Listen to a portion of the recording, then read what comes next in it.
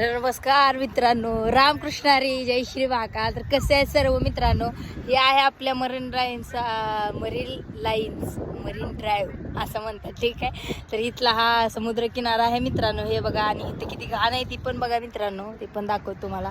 जिथपर्यंत नजर जाईल तिथपर्यंत समुद्र आहे मित्रांनो. आणि आज मी इथं आलेले आहे मित्रांनो साफसफाई करायला. हे बघा, हे पूर्ण असं साफसफाई इथे करतात मित्रांनो.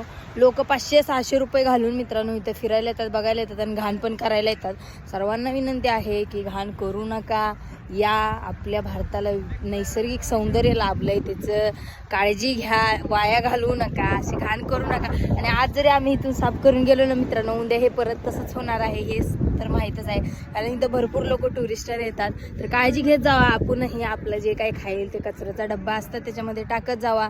आपण आपल्या समुद्र किनाऱ्याला किंवा आपल्या देशाचं सौंदर्य नाही जपणार तर कोण जपणार, बरोबर?